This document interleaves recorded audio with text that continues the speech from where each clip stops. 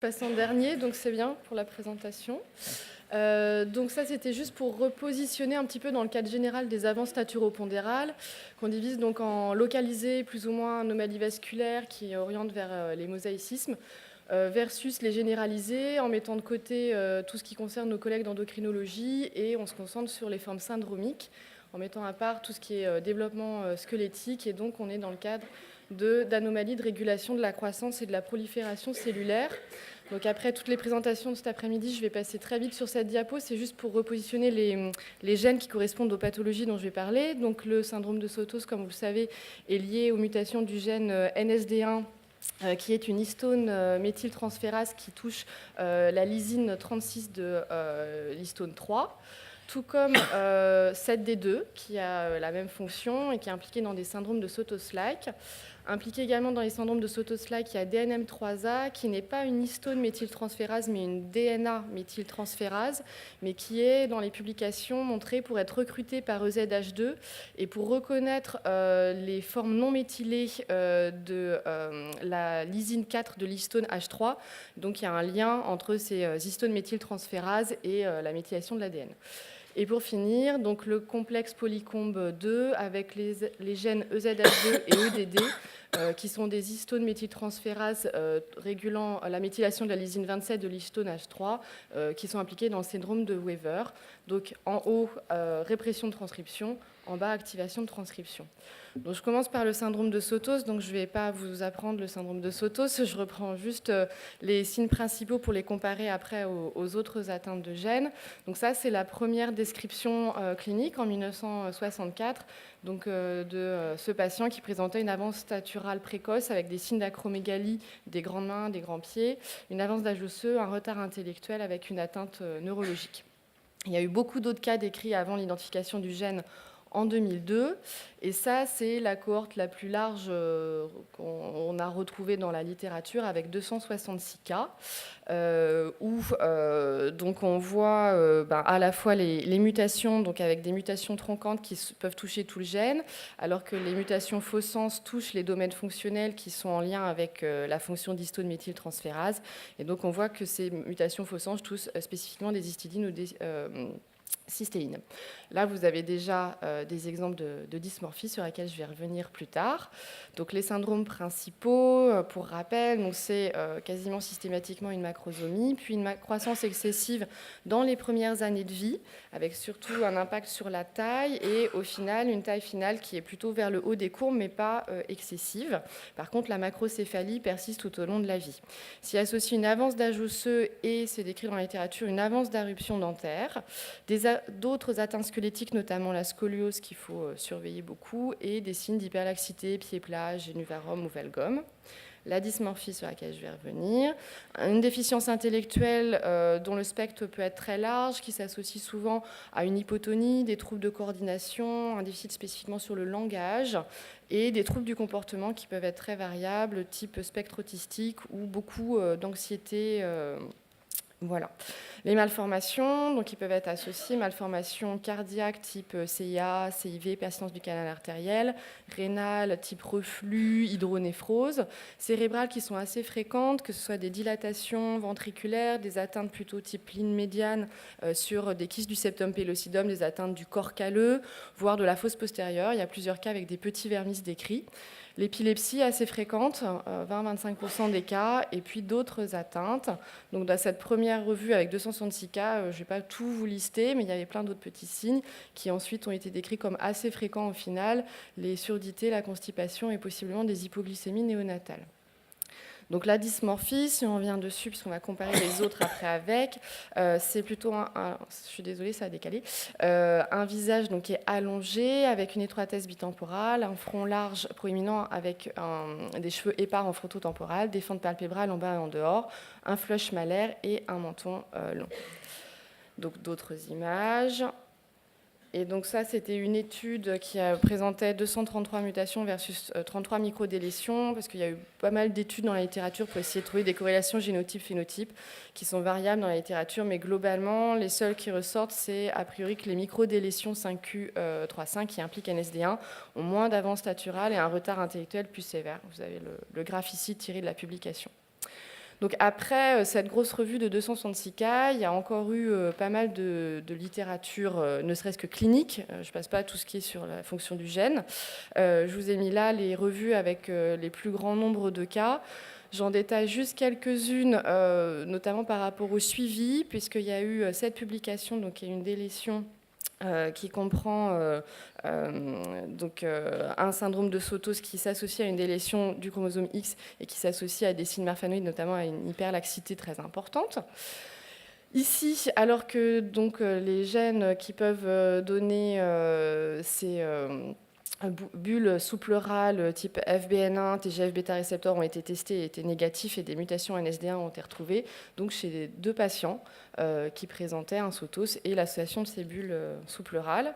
Et enfin, il y a cette publication récente de 2016 qui fait part de 4 cas avec, pareil, donc les tests des gènes qui peuvent donner des dilatations aortiques ont été faits et n'ont pas retrouvé de mutation. Par contre, des mutations de NSD1 avérées. Je vous laisse apprécier la morphologie faciale qui va dans le sens de ce syndrome, avec une hyperlaxité sévère et surtout une dilatation aortique. Et sur les 4 cas, il y avait un enfant de 17 mois qui présentait déjà une dilatation aortique qui, pour les patients plus âgés de type ce jeune homme, n'était pas progressive. Ce qui pose la question de savoir pour le suivi. Autre étude que je détaille un tout petit peu, c'est une revue de cas adultes, donc, qui date de 2015 et qui présente cette patiente de 63 ans qui a donc un syndrome de Sotos pour dire qu'il peut y avoir des atteintes organiques sévères puisqu'elle a commencé à avoir une atteinte rénale à 20 ans qui a dû se finir par une greffe rénale. Donc sur cette étude qui étudiait des adultes spécifiquement avec une revue de la littérature, on retrouve les signes cardinaux de dysmorphie, grande taille, donc vous voyez taille finale qui est en haut des courbes mais sans être trop importante, retard intellectuel et donc plus rare les épilepsies qu'on voit plus dans l'enfance, 20-25%, avec par contre beaucoup de troubles psychiatriques, finalement rarement des tumeurs, des atteintes squelettiques possibles et puis d'autres atteintes plus rares. Voilà. Donc je passe surtout aux autres gènes, donc associés à des syndromes Sotos-like, en commençant par le syndrome de Luscan-Lumich, lié au gène 7D2, donc aussi histoneméthyltransférase. Au total, il y a 3 cas publiés Sotos-like en 2014-2016, sachant que ce gène a déjà été rapporté dans des études par exome, dans des déficits intellectuels, syndrome autistique pur, sans dysmorphie décrite ni malformation, avec 2 cas sur plus de 2000, quasiment 2500 et 3 sur 2500. Donc, pour les 3 cas associés donc, au syndrome de Luscan-Lumich, il n'y avait qu'un seul patient qui est né macrosome, avec une croissance par contre excessive pour tous. Ça s'est éteint devant moi. Avec une taille finale normale comme dans le Sotos. Par contre, développement d'une obésité pour les 3, macrocéphalie tout au long de la vie, avance d'âge osseux 2 sur 3, pas d'atteinte squelettique décrite chez ces 3 patients, la dysmorphie, vous allez voir sur les diapos d'après, déficit intellectuel de spectre variable avec troubles du comportement type anxiété, et pas de malformation décrite à part une patiente qui avait une dilatation ventriculaire cérébrale et était rapporté des signes plus cutanés, hirsutisme, névi, tache caféolée chez 2 patients sur 3. Donc voici les photos disponibles dans la littérature. Donc on retrouve un visage qui est plutôt allongé avec un certain degré d'étroitesse bitemporale, un menton qui est quand même marqué, assez saillant, une dysmorphie qui est plutôt modérée. Donc ensuite, deuxième gène qui donne des formes Sotos-like, le gène DNMT3A, DNA-méthyltransférase, autrement appelé syndrome de Taton-Brown-Raman, où là, il y a plus de cas décrits dans la littérature, 27 cas au total, donc, qui présente également une croissance excessive avec, au final, une grande taille finale qui est au-dessus de plus de DS, qui différencie un tout petit peu dans les courbes de croissance par rapport aux 2 autres, sachant que la macrocéphalie n'est pas du tout toujours présente, vu que c'est 10 sur 27, et une évolution vers l'obésité. Il y a également une avance d'âge osseux retrouvée quand elle est décrite dans la littérature, et ce n'est pas beaucoup le cas, et des anomalies dentaires qui sont plutôt de type encombrement dentaire, dents mal posées, éruption précoce. Encore des signes squelettiques, peut-être pas forcément décrits systématiquement dans la littérature, mais pour le moment donc moins présents que dans le Sotos vraiment. Donc scoliose, hyperlaxité, pieds plats, et il y a eu description d'un cas avec un pneumothorax et des vergetures. dysmorphie faciale que vous allez voir sur les diapos d'après. Déficit intellectuel décrit pour le moment comme léger à modéré très majoritairement, puisqu'il y a un seul cas sur les 27 qui est dit sévère. Des troubles du comportement qui sont plutôt type hyperactivité, anxiété, TOC. Et tout un cortège de malformations cardiaques, CIA, CIV, des malformations rénales. Voilà. Donc vous avez ici tiré d'une publication de 2014 la dysmorphie, donc un visage qui n'est pas forcément allongé, qui peut parfois être plutôt arrondi, avec ce qui ressort, c'est des sourcils horizontaux, souvent larges, des fentes palpébrales qui paraissent étroites, un philtrum marqué, et plus ou moins une encelure nasale large et des ailes du nez épaisses. Donc là, je vous ai mis toutes les photos de la littérature que j'ai pu trouver. Donc je vous laisse apprécier les morphologies de l'ensemble de ces patients. Et donc ça, c'est un petit tableau pour comparer les dysmorphies dans ces syndromes de Sotos et Sotos-like, en mettant en gras, donc pour DNMT3A, ces particularités qui ressortent dans la littérature de sourcils horizontaux, fentes étroites, philtrum marqué. Ça, c'est un tableau plus global, donc sur l'ensemble des syndromes. Donc en rouge sont les signes cardinaux de dysmorphie, difficulté des apprentissages avant statural qui sont présents donc chez tous, avec les particularités déjà décrites pour DNMT3A. Sur l'évolution, donc l'obésité qu'on a l'air de plus voir dans les atteintes de CED2 DNMT3A. Donc je souligne ces éléments-là puisqu'ils vont faire un peu le distinguo, en tout cas dans la littérature, par rapport au syndrome de Weaver, dont je vais parler juste après, à savoir l'épilepsie qui est décrite pour 20-25% dans le Sotos, les anomalies cardiaques, les anomalies rénales et la scoliose, donc qui sont assez fréquents. On note que l'avance d'âge osseux n'est pas systématique, il y a 20% qui n'en ont pas dans le syndrome de Sotos, enfin, en tout cas dans la littérature. Donc, deuxième grand groupe, le syndrome de Weaver. Donc, première description en 1974 chez un patient qui avait une macrosomie anténatale et postnatale, avec une hypertonie, un cri qui était décrit comme rauque et bas, une dysmorphie que je vous laisse apprécier avec un certain degré d'hypertellorisme, des oreilles qui étaient décrites comme larges et un peu charnues, un micronatisme et ce menton avec une fossette, un sillon assez bien marqué, associé à une camptodactylie, des clinodactylies des orteils, des limitations d'extension des coudes et des genoux qui se sont améliorées progressivement, et des signes un peu comme une atteinte de la matrice intracellulaire avec une peau douce, des finger pads, des mamelons ombiliqués. Il y a eu à peu près 60 autres cas dans la littérature avant l'identification du gène EZH2, donc qui fait partie du complexe polycombe qui méthyle en 27 l'histonase 3, et donc qui répresse la transcription en 2012. Donc ça, c'est la plus grosse cohorte dans la littérature qui date de 2003 et qui décrit 48 cas. Donc avec 4 mutations tronquantes, 44 mutations faux sens, qui touchent spécifiquement les domaines fonctionnels, avec 2 mutations récurrentes, une 2 fois et une 5 fois. Donc les signes principaux sont donc une avance staturale possiblement prénatale, mais pas systématiquement prénatale, qui persiste à l'âge adulte, avec aussi une grande taille en règle générale à l'âge adulte, au-dessus de plus de DS, même chez les adultes. La macrocéphalie n'est décrite au final que dans 50% des cas. Il y a une avance d'âge osseux très importante qui est en final chez 100% des patients avec syndrome de Weaver, sans avance d'éruption dentaire quand c'est décrit par rapport aux Sotos et Sotos-like. Les éléments squelettiques, donc avec les camptodactylies, les limitations, un peu enraidissement articulaire, cet aspect donc, de peau douce, hyperélastique, d'hernie ombilicale, de finger pads, la dysmorphie. Une déficience intellectuelle qui a un spectre également très large, qui s'associe possiblement à une hypotonie, une hypertonie, ce cri un peu faible et des troubles de coordination dans la petite enfance. Des malformations cérébrales type dilatation ventriculaire, leucomalacie périventriculaire et tout un cortège possible de malformations cardiaques, génito-urinaires, ophtalmologiques qui sont détaillées là, qui touchent beaucoup moins de patients. La dysmorphie, donc je vous en ai remis là, est essentiellement décrite donc avec un hypertellorisme, des fentes en amande, un rétronatisme dans l'enfance, avec un menton qui a donc un sillon marqué et possiblement une fossette, et des grandes oreilles charnues. C'est décrit dans la littérature plutôt en dessous de 3 ans. Voilà, donc là, pareil, je vous ai remis beaucoup de photos pour voir avec l'âge l'évolution des dysmorphies.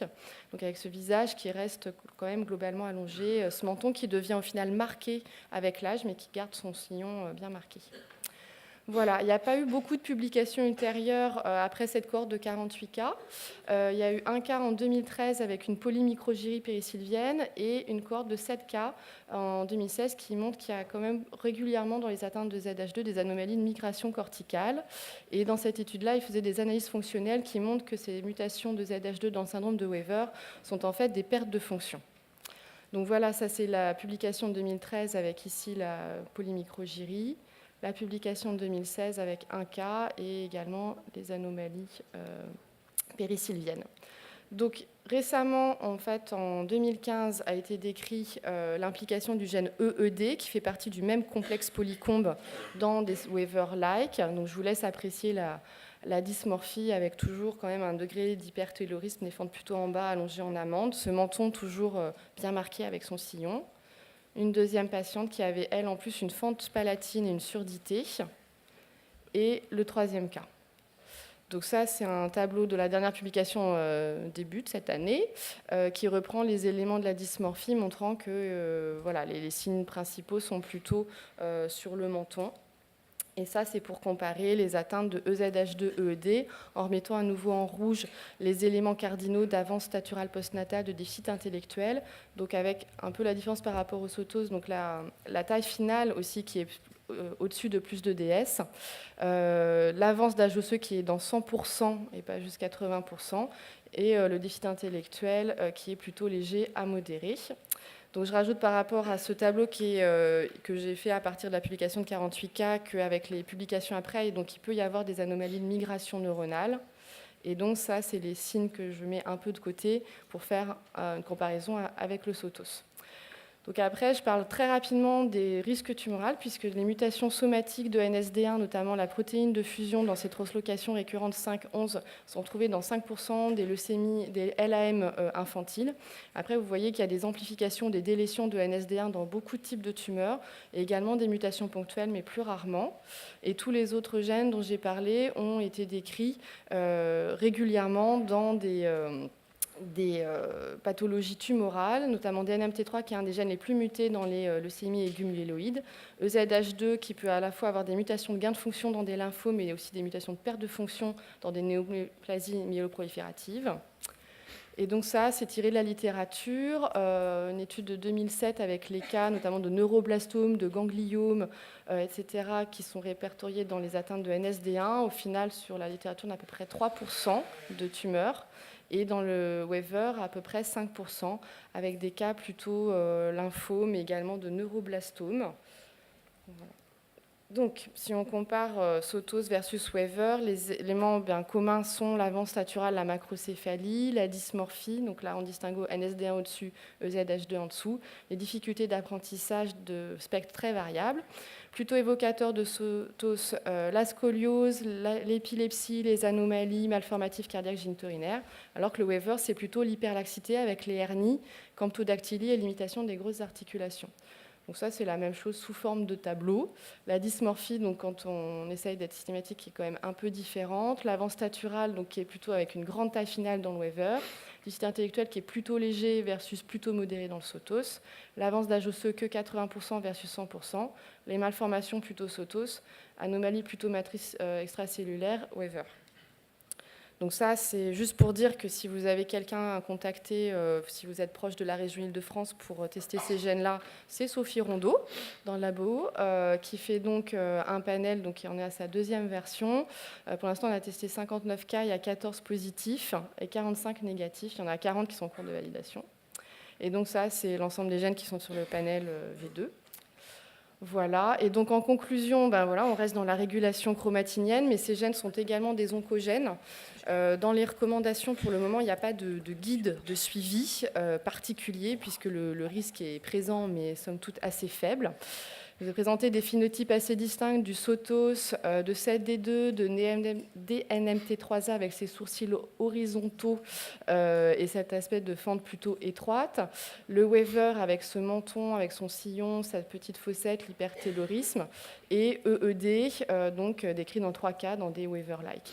Ce qui fait que voilà, on a essayé de faire une démonstration assez séparée, mais au final, il y a quand même un chevauchement très important qui fait que l'analyse génétique plutôt par un panel NGS qui soit ciblé ou plus large, même exome, est plus appropriée que de cibler un gène spécifiquement. Et donc, la question, c'est la surveillance à l'âge adulte, à la fois du risque tumoral, mais également de tout ce qui est atteinte de la matrice extracellulaire.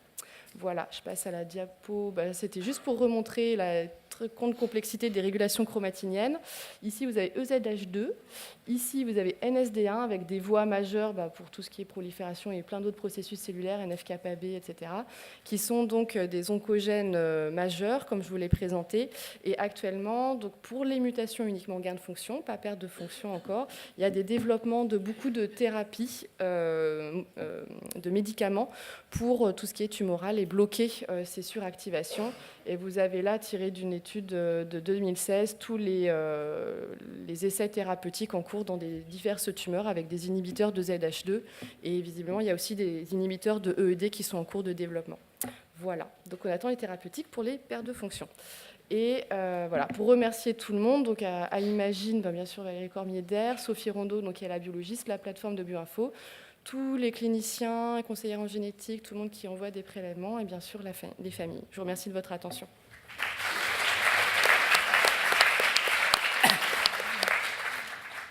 Des questions sur cette très belle overview? Oui, David? Merci beaucoup, c'était vraiment ce que j'attendais, c'est super, je te remercie. J'ai une question, c'est de la provocation, mais si tu donnes des anti-ZH2 à des enfants en période de croissance, ils vont être très grands? Si on détourne les médicaments prévus pour leur initialement. Ce qui craignent le plus dans les articles d'onco que j'ai pu lire, c'est en fait de rendre les gens bêtes. Parce que comme il y a des sites intellectuels, c'était plus ça qui disait que bon, ils tu vont arrêtes les après la croissance. Oui. Mais non, sur la croissance, ils ne se sont pas tellement posé la question. Parce que c'est beaucoup, au final, des articles sur l'adulte dans tout ce qui est onco. Ceci dit, pour faire un parallèle, je suis désolé, je reprends la parole, sur les thérapeutiques anticancéreuses, il y a par exemple les anti-CTLA4 qui vont donner les maladies humaines, qui donnent auto-immunité, maladie de Crohn, arthrite, psoriasis et hypothyroïdie, voilà. auto-immune. Voilà. Donc j'espère qu'ils ne rendront pas les gens bêtes en traitant leur cancer. Mais... D'autres questions, commentaires?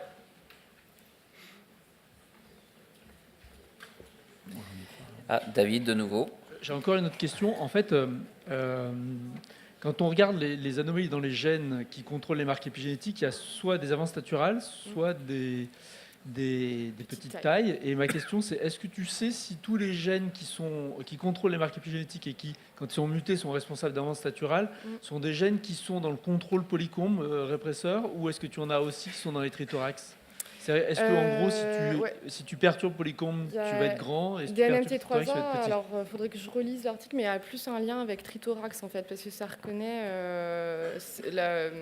la méthylation sur la lysine 4 de l'histone H3 est contrôlée. Enfin, j'ai lu des trucs sur plutôt trithorax que polycombe.